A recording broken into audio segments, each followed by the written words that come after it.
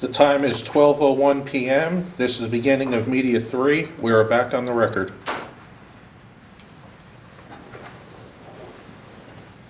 Hichman, you've just been handed a document that we've marked as Exhibit 10.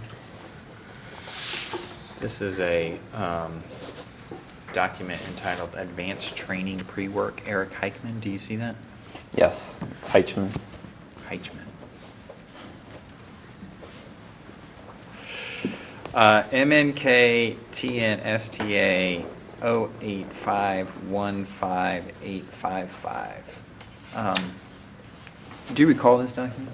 No. Do you have any reason to doubt that that it's some sort of pre-work for an advanced training session that you did? I would have no reason to expect that it wasn't. So, see down on, you see that there's 1, 2A, 2B, 3A. Yes. Sorry, Ben, can you give us 1 second just to real time stop working? Sure. Sorry. No problem. You know, it looks like it just needs to be connected.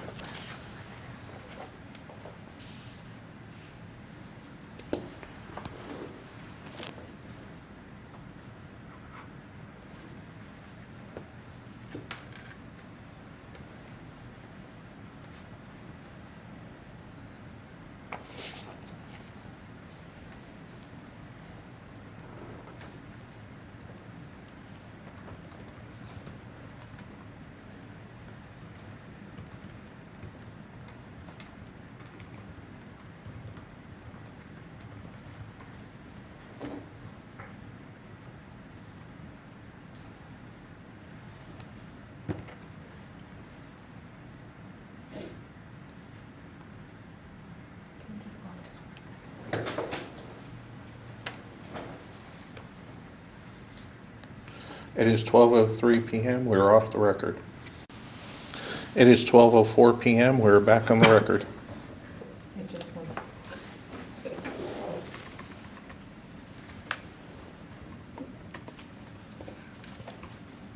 Everybody ready? Yep. It's Mr. Hichman. Yes. Great. Exhibit 10. You see it has some paragraphs with paragraph headings of 1, 2A, 2B, 3A. Yes. Go down to 3A. Are you there? Yes. Most challenging account, Exalgo Johnson City Pain Associates. They are a very large pain management group I just picked up January 1st due to a territory realignment. They make up approximately 25% of my volume. There are 8 physicians and 6 PAs, FMPs. The mid-levels are not allowed to write a medicine that is not on the physician's approved list, and Exalgo is not on that list. Access is good with mid-levels, but even during lunches, more difficult with the physicians. Recently had my first lunch and had good dialogue with mid-levels, but only was able to see a few physicians. Biggest pushback seems to be their belief that Exalgo is too easily abused and has a high street value because of this. I know this is going to take a while to convert this practice, but any advice would be helpful. Did I read that paragraph correctly? Yep. Yes. So let's unpack that a little bit. When you refer here to the mid-levels, you're talking about the physician's assistants and the nurse practitioners, right? I would assume so, yes. And those types of titles in certain circumstances can allow those people to write prescriptions, right? Yes. The clinic makes up 25% of your volume. What does that mean? I would imagine what that means is that out of all the prescriptions that were written in that territory, that they wrote 25% of them. Did that cause you concern that there was a single clinic responsible for the quarter of prescriptions in that territory? Not at all. Why not? Why would it?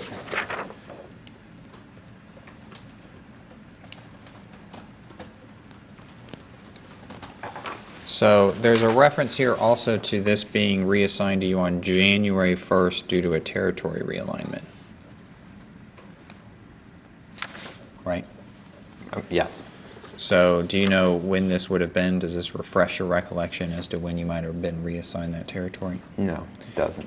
If you go back to the previous exhibit on Exhibit 9, you see that's the November of 2012 email where you're talking about Johnson City Paint Associates having 7 of your top 15 Exalgo targets Okay. and wanting to spend every day for the rest of the year in that clinic, right? No. Not I'm sorry. every day the rest of the year. It says every Wednesday for the rest of the Sorry, year. every Wednesday for the rest of the year. And that was in November of 2012. And this document now references that you took up this territory on January 1st. So does that suggest to you that you took over this territory on January 1st, 2012? Yes. On or about that time. And so one of the key problems with getting Exalgo written by physicians and nurse practitioners and physician's assistants at this clinic was that there was a concern that it was too easily abused, right? Objection form. That's what I wrote. And then you were still trying to convert this practice based on that headwind that you were experiencing with their belief that Exalgo was too easily abused, right? Same objection. I guess that would be one of my objectives, yes. And that it carried a high street value, right? Same That was the objection. perception from them, I would assume. What would that have meant, a high street value? I don't know. You don't recall talking to the physicians about what a high street value meant? No. Wouldn't that suggest to you that there was Exalgo that was on the street being diverted and sold by people who were not written prescriptions for Exalgo? Objection form. Not necessarily. Well, I'm what not sure. I can't recall exactly what I meant when I wrote that sentence. So, But here you are in Upper East Tennessee, apparently being told by people, physicians on the ground, that Exalgo has a quote-unquote high street value, right?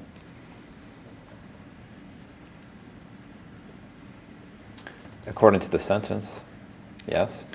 And that doesn't indicate to you that at least at the date of this document that there's Exalgo being illegally diverted on the streets in Upper East Tennessee?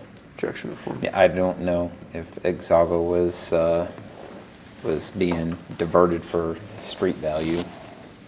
Well, your physicians were reporting that to you, right? Objection to form. Based on this email, or based on this document. Based off of that sentence, then you could assume that.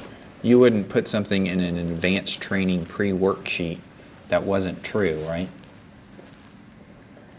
That was obviously, at some point, somebody had said that to me. And your testimony here today, if I'm understanding it correctly, is that you don't believe that the reference to a high street value is the fact that there was Exalgo out on the market illegally in Upper East Tennessee? Yeah, Objection. I wouldn't know if Exalgo was available out on the street and had a high street value. What it says is that was the perception of the physicians or the FMPs or the PAs. So whether it does or does not, I don't know. And then were you trying to disabuse them of this perception in order to convert the practice over to using Exalgo? Objection to form. Disabuse, what do you mean by that? Well, they apparently have a perception that Exalgo is too easily abused and has a high street value. So were you trying to convince them that Exalgo was not easily abused and had a low street value or a no street value? Objection to form. Well, I think what I meant by that was that I was going to educate them about the benefits of Exalgo and, about the benefits of Exalgo.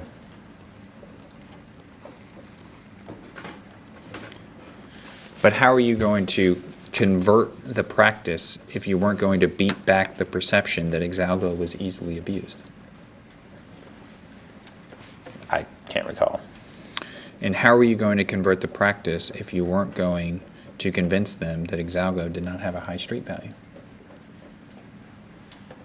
I would have no idea what the street value of a medicine is. I don't know what, I don't know. That was not responsive to my question. My question is, how are you going to convert the practice if you were not going to convince them that Exalgo did not have a high street value? Objection to form. Well, I would have educated them based off of the training materials that we have.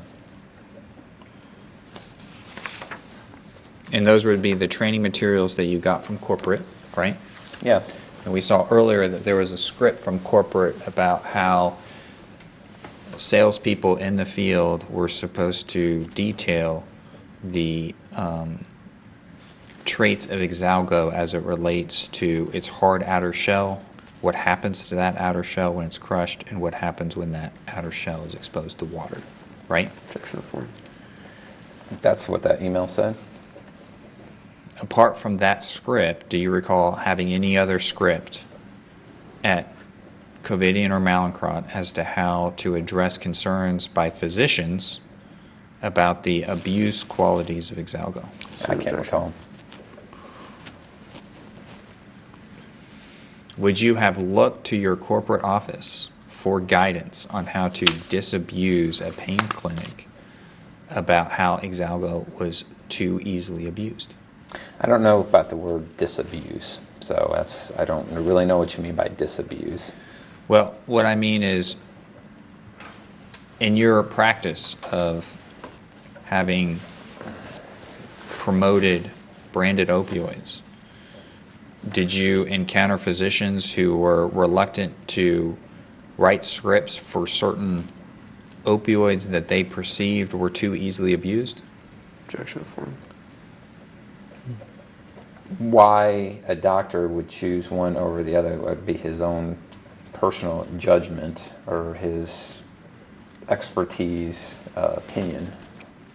Sure, and when you go in to educate a physician, you're trying to educate him so that his personal judgment then is that Exalgo is right for his patient, right?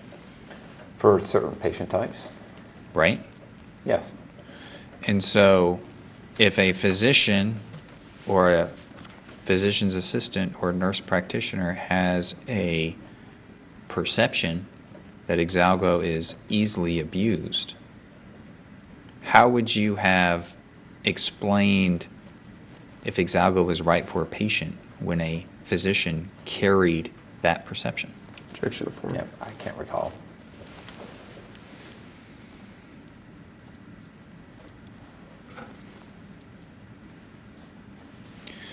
Did you ever, as a result of being told by the folks at Johnson City Pain Associates that Exalgo had a high street value, do you ever recall doing an investigation about the street value of Exalgo at this time? No, Objection to form. I don't recall. Would you have asked people at corporate to help educate physicians on this issue?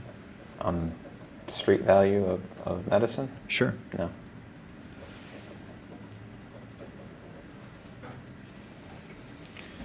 Does the term street value, in your mind, carry any connotation that opioids are being illegally diverted? No. Well, if Exalgo is being sold on the street and not by a licensed pharmacist pursuant to a valid prescription, would that be a legal use of Exalgo in your mind? Objection to form. Can you repeat the question, please?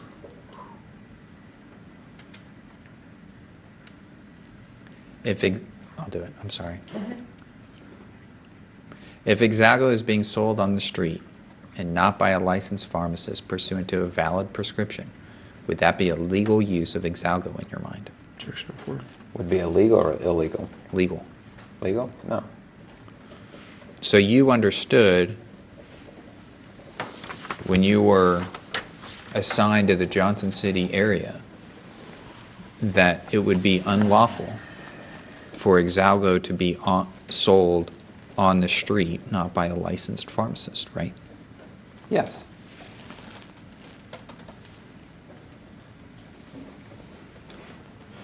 And in your mind, is that a diverted opioid? Objection affirmed. No.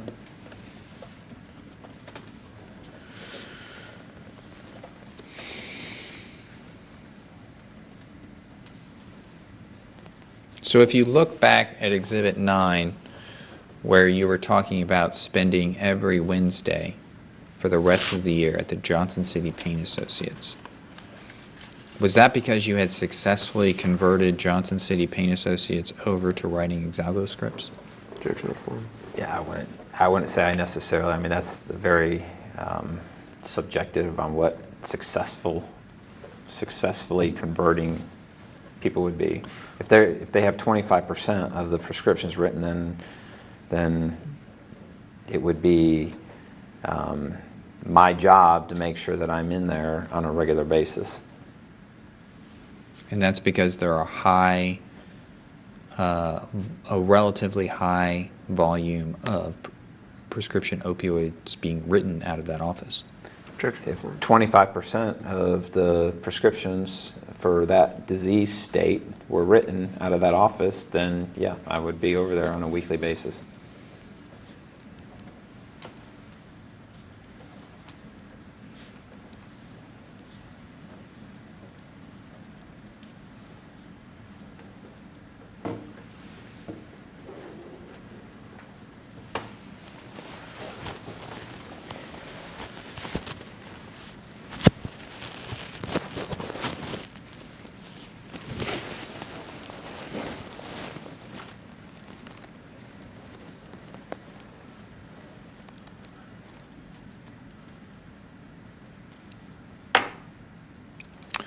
Go back up to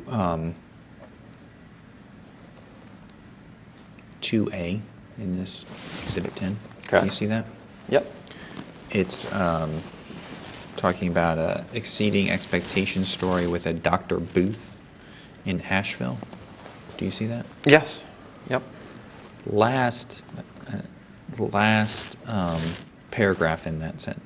I'm sorry, last sentence in that paragraph.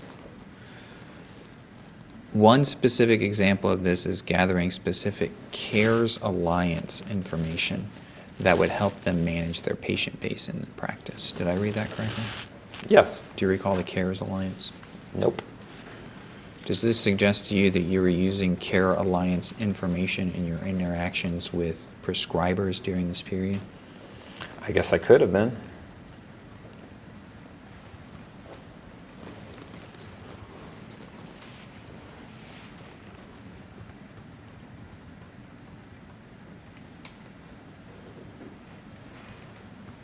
So, in fact, the paragraph suggests that you were the person who was giving CARES Alliance information to this practice group, and that was part of the reason why you were exceeding expectations for this practice group, right? Objection affirmed. Not necessarily. Well, the paragraph is entitled Exalgo Exceeding Expectations Story, right? Yes. And then you describe Dr. Booth as having a pain management clinic here in Asheville, right? Yes. And there's a note here that he had never written a script for Exalgo, right? Sure. According to him, he had never been given a compelling reason to write it. Quote, unquote, right? Did I read that correctly? Yes. Here are a few things I did to gain his business and have him start writing Exalgo for appropriate patients. Did I read that correctly? Yes. And then you list some things. First thing you list, built a great relationships with the office staff, including Barbara, the office manager, and Cheryl, his PA. Did I read that correctly? Yes. His PA is a reference to his physician's assistant, right? I assume so. Email, or this document goes on. I have been doing lunches on a monthly basis, provided multiple patient examples, Eva, Tom, etc., and have not only become just another rep for them, but they now see me as a valuable resource to their office. Did I read that correctly? Sure. Yes. One specific example of this is gathering specific CARES Alliance information that would help them manage their patient base in the practice, right? That's what it says. So that would suggest that you were giving CARES Alliance information to Dr. Booth in Asheville, North Carolina, right? Objection affirmed. Possibly. I can't recall it. But that's what this is saying, right? This whole thing, is that what it's saying? Well, what I'm trying to get at is that this would be an example of you using CARES Alliance information in your promotional activities to physicians during your time with Covidian and Mallinckrodt, right? Objection affirmed. Possibly. It could be. I don't even know what the CARES Alliance is at this point. But at some point you did, right? I guess at that point in time I did. But you don't recall as you sit here today what the CARES Alliance is. Do not.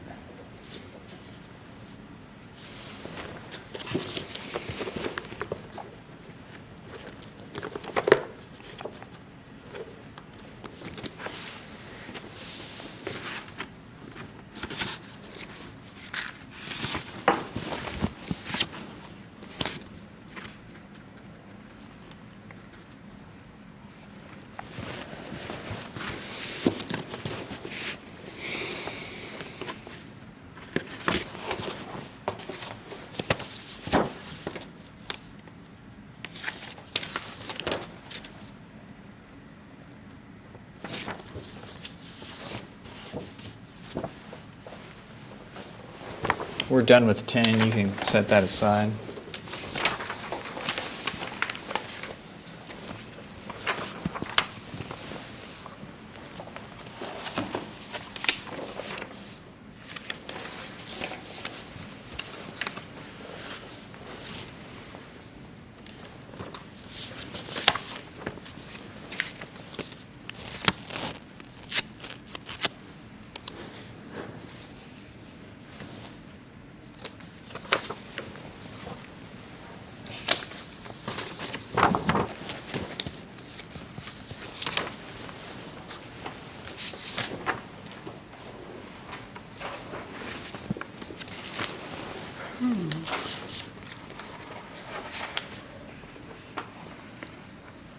Just handed you a document that's a field coaching report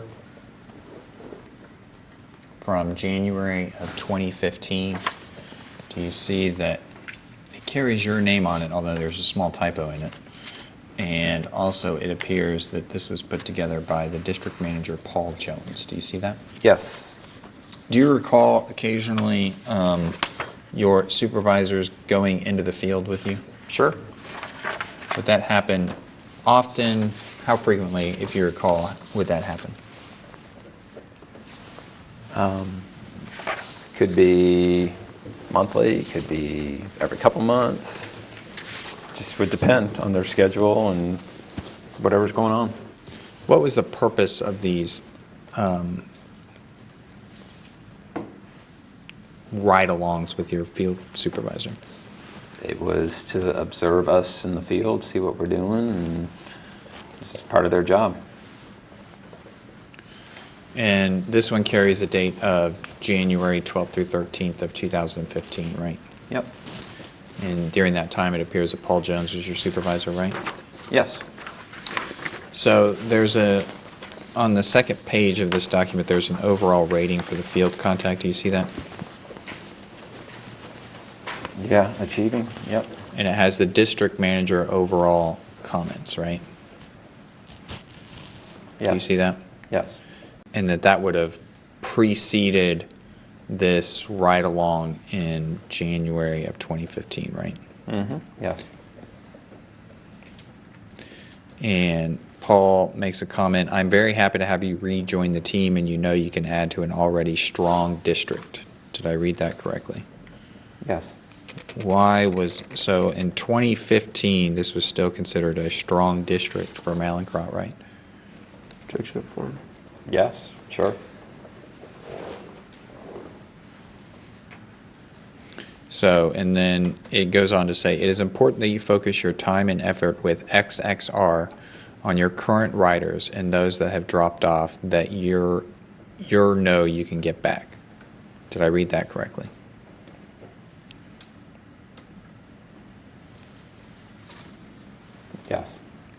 So, do you remember how long you were out on short-term disability? A couple months, maybe? I can't recall. And Exactly. then the reference here to XXR, that's Artemis, right? I guess so.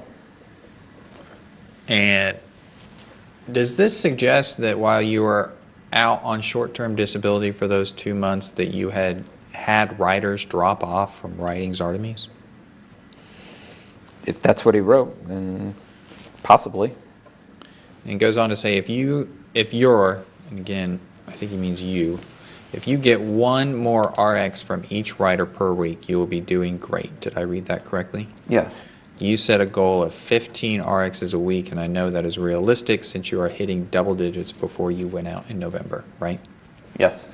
So again, this suggests that while you were not promoting to these doctors, the company was experiencing a decrease in the amount of opioid prescriptions that were being written by prescribers in your territory, right? Objection affirmed.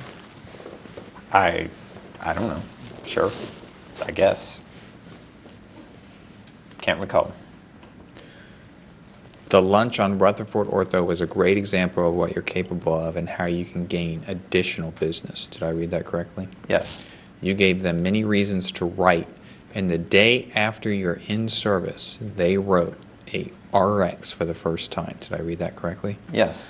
So that's an example of you going into a clinic, having a lunch, and for the first time that they write a prescription for a Mallinckrodt branded opioid, right? Sounds like it. And that was a success according to your boss at the time and how successful you were at promoting branded opioids on behalf of Mallinckrodt, right? Objection affirmed. I guess so. And then he says, keep them going, right? That's what it says. And I assume that that means, what is he telling you to keep going? Keep going with the promotional activity? I don't know. With the prescriptions? I don't know. Could mean any number of things. We also discussed doing a speaker program up there in Q2 as well. Did I read that correctly? Yes. As for OfferMev, as far as OfferMev goes, you are a little bit behind since you are out. Did I read that correctly? Yes. Focus on your ASC list and fill out the fact sheet I sent out. What is the ASC list? No idea. Can't recall. And then it says identify which ones are viable opportunities and start to work with them as discussed. Did I read that correctly? Yes. Do you remember what OfferMev was? No, not off the top of my head. Okay. It's one of the medicines I promoted. And I think it's Ofirmev. You said it's the phone? Ofirmev. OfferMev.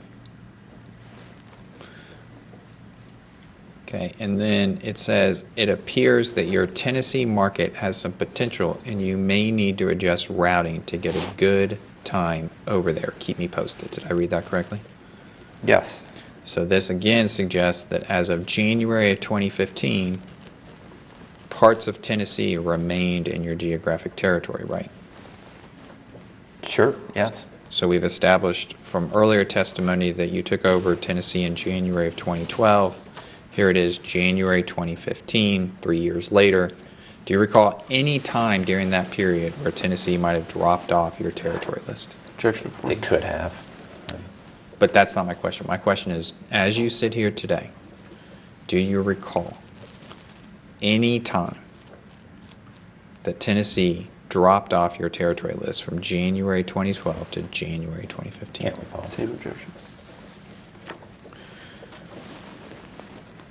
Eric, I would like to see you at the top in 2015, and I know you can if you get focused on growing XXR with the right customers and get OfferMev off to a fast start. Did I read that correctly? Yes. So this was your boss pressuring you to be one of the top salespeople in 2015 working your Tennessee market, right? Objection Sure. affirmed. Yes.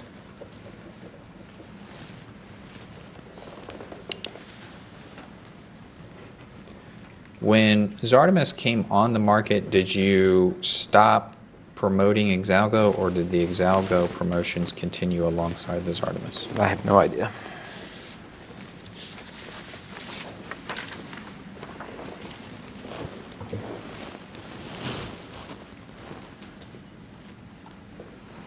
And again, based on the representations in this field report from your boss in January of 2015, it appears that when you're not out promoting these drugs, these physicians and writers stop writing prescriptions for them, right? Objection affirmed. I guess that's what he is leaning towards. In other words, the promotional activity is working, right? Same objection. Whether it was a whatever company, the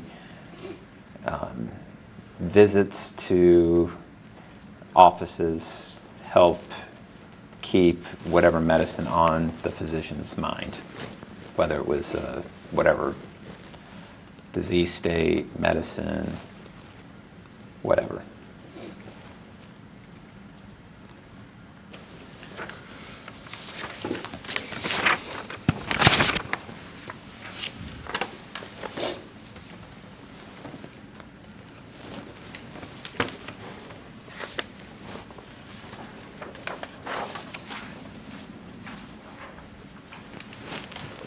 When you were out on short-term disability, did you use opioids to control your pain? I can't recall. Did you use Exalgo? I can't recall. Did you have surgery? Yes. Was it here in Asheville? Yes. Do you remember the doctor? I can't remember which doctor did it, actually. Was it one of the doctors that you called on in your work? Could have been.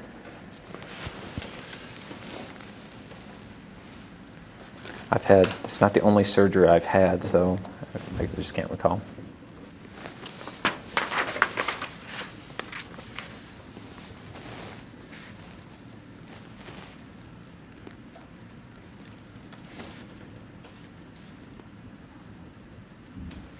I think that you indicated that you left in June of 2015 because they had laid off the specialty sales force. Correct. Was that in the entire territory, or is it just your position? Nationwide. So in January of 2015, at the time of this ride-along that we just went over, was there any indication that there was going to be a mass layoff in the near future? No.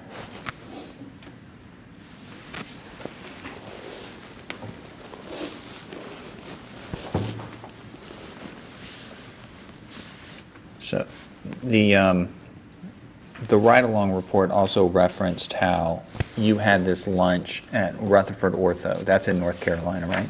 Yes. You had a lunch with a writer at that clinic, and then the following day there was a script for Exalgo written, right? Okay. Yeah. So that would indicate that somebody at Mallinckrodt is tracking not only your visits, but then on the back end, matching those up with prescription data, right? Objection affirmed. Sure. Were you ever responsible for that? What do you mean Same responsible for it? Well, in order to make that conclusion, right, that the day after you had a lunch, they wrote Exalgo for the first time, right? You with me? Okay. And there's a lot going on there because somebody has to know when you had lunch with the physician, right? Yeah. They would know that, like, from expense reports that I would submit. Right. Okay. So, and then somebody also has to be tracking the prescription data, so much so that they can look at and see the day after you were at this clinic, there is a prescription written for Exalgo, right? Sure. Yeah. So somebody has to be matching up your field notes or your work activity with this prescription data, right? Same objection. Sure. And my question is did you ever do that? Same I would have objection. no way of doing that. Like, I don't know when prescriptions are actually filled. I know what the doctors can say to me. Hey, I wrote one of your prescriptions, but I have no way of being able to find that out for myself. But somehow your manager figured that out during this time period, right? Same objection. Yep. But it could have been, well, yeah, sure.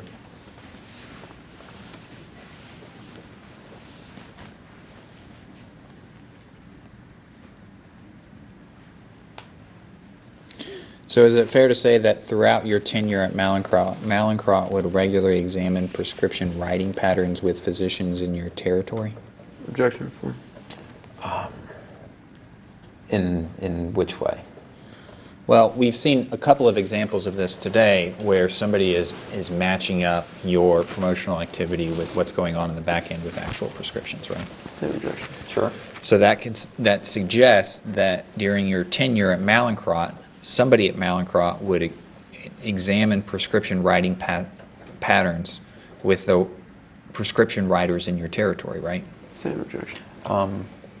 Yeah, I mean, we would get weekly data, prescriptions that were filled, not unlike any, and that's not unusual, having worked for another company for almost 10 years. It was the same. We would, basically, that information that's distributed to us was pretty much in the same way as the other company I used to work for.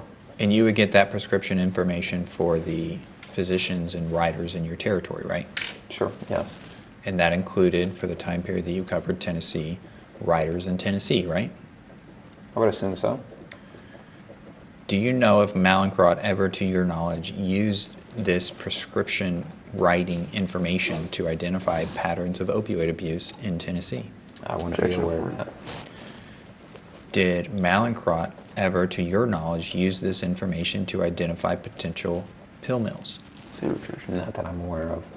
Did Mallinckrodt ever, to your knowledge, use this information to identify prescribers that were likely writing scripts for non-medical reasons? Same objection. Yeah, not that I'm aware of.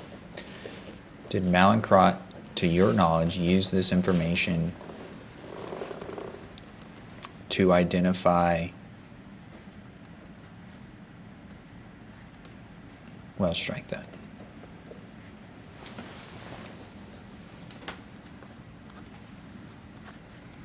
But you use the information to track the sales of Mallinckrodt branded opioids within your district, right?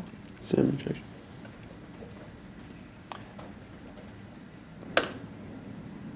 Can you repeat the question? Well, you talked about how you got these reports on a weekly basis, right? Yes. And you use that in your promotional activity, right? Yeah, I don't know. In my promotional activity, I don't know if I would say that.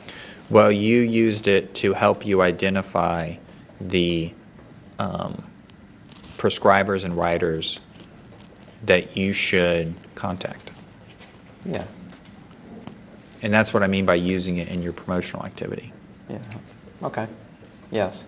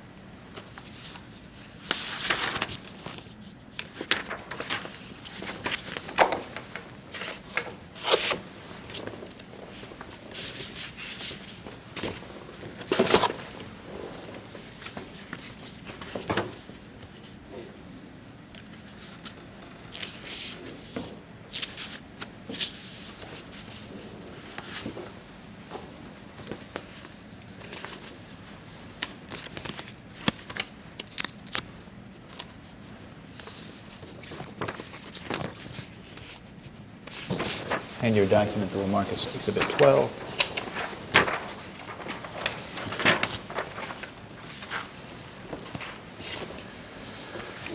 It's email correspondence between Mr. Jones and a variety of people, including yourself, from April of 2013, right? Yes. Do you recall this email? Yeah. I'm surprised I sent it at 2:23 in the morning. Yeah, I noticed that too, so must have been a long day for you on April 19th.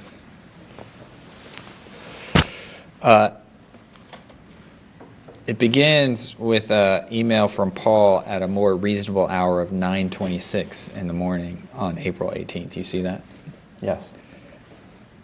And he's apparently sending you some Excel data. Do you see that there's an attachment of an Excel spreadsheet? Okay. So, and it references second, attached is a new report that shows your frequency on your Exalgo 8 to 10, 5 to 7s. Did I read that correctly? Can you explain to me what an Exalgo 8 to 10 or 5 to 7 is? No, I can't recall. Is it possibly the writers who are writing 8 to 10 Exalgo prescriptions or 5 to 7 Exalgo prescriptions during a given time period?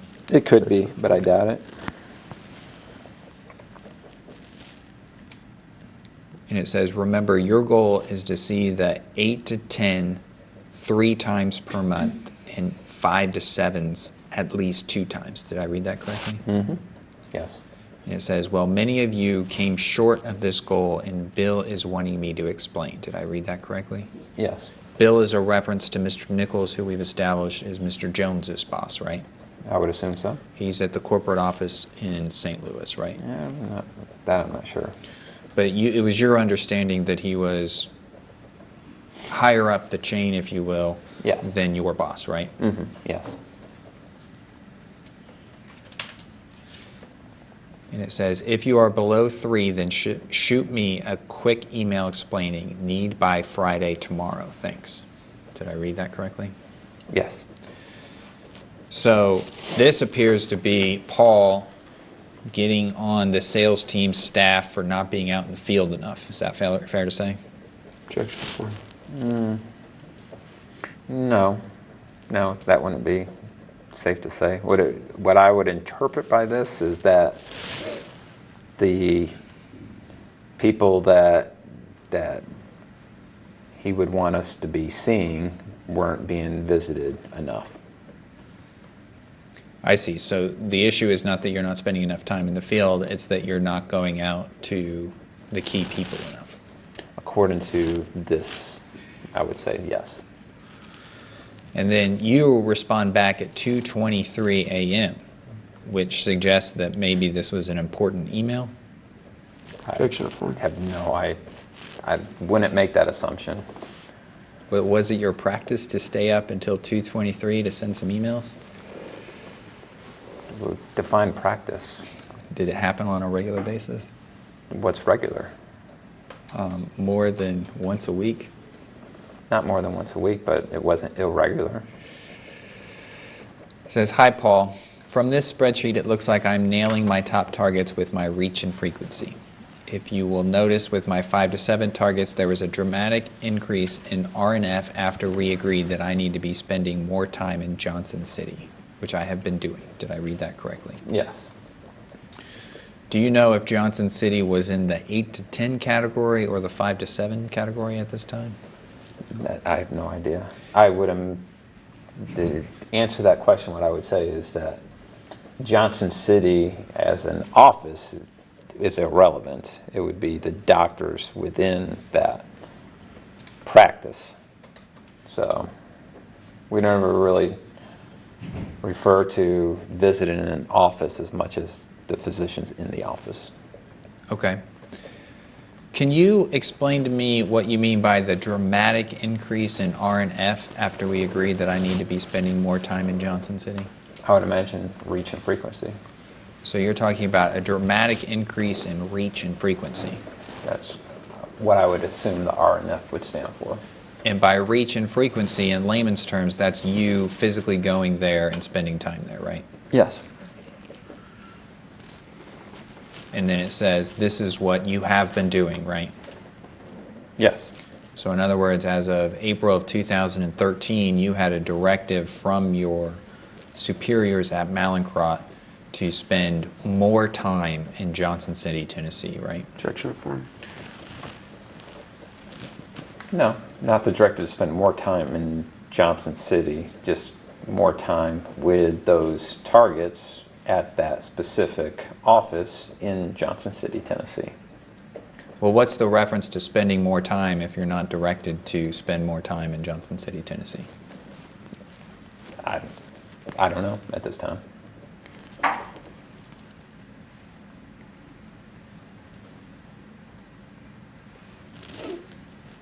And then it says, so I have taken a look at my 5 to 7 targets and will work on increasing my RNF with them as well as continuing to hit my 8 to 10 targets. Did I read that correctly? Yes.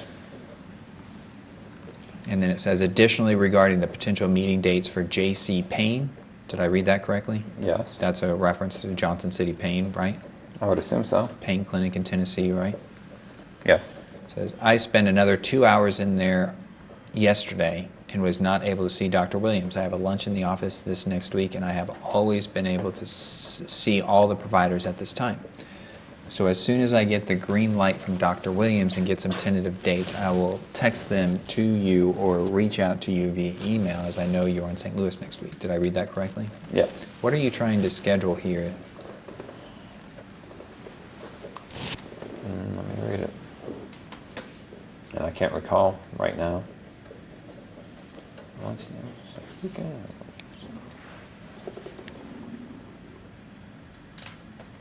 I don't know. It could have been a dinner program. I'm not really sure. So, and based on the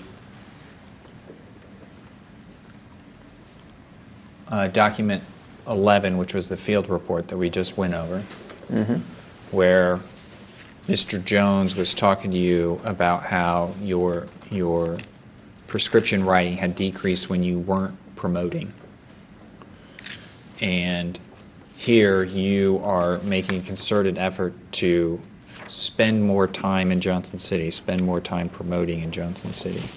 Was it your expectation that that time would result in more scripts being written for branded opioids made by Mallinckrodt? Section 4. I guess you can make that assumption.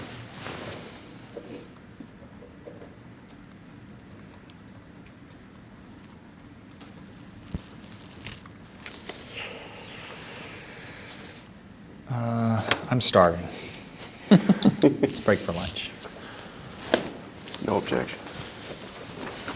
This is the end of Media 3. The time is 12:50 p.m. We are off the record.